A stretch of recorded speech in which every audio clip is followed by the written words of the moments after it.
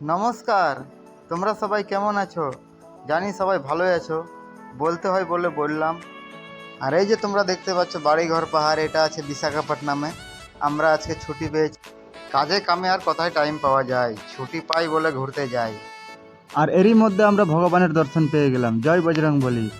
বেশি দেরি না করে সোজাসুজি আমরা বেরিয়ে পড়লাম, আর এসেই ভগবানের দর্শন। জয় মা পার্বতী, জয় বাবা ভোলেনাথ। আর আমরা চলে এলাম কেদারনাথ। না না, কেদারনাথ না, কৈলাসগিরি এটা।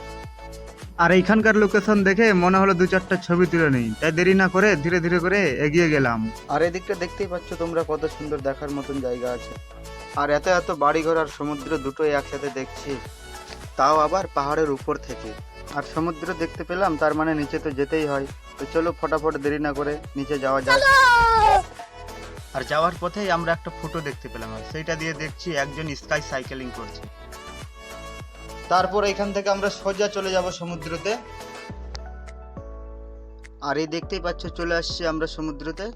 আর এরা জামা কাপড় চেঞ্জ করছে, আর আমার সব থেকে প্রথমেই হয়ে গেছে। আর আমি এই বানাচ্ছি খই। প্লিজ আমাকে ক্ষমা করে দাও, প্লিজ প্লিজ আমাকে ক্ষমা করে দাও প্লিজ। তো যাই হোক, বেশি দেরি না করে ফটাফট আমরা চলে যাব স্নান করতে। সকাল থেকে ছিল মনটা ভারী ভারী, এখানে এসে দেখি বাঁড়া হাজার হাজার নারী। তাই দেরি না করে ফটাফট স্নান করি। আর স্নান করতে যাওয়ার আগে একবার ভালো করে দেখিয়ে দিই তোমাদেরকে।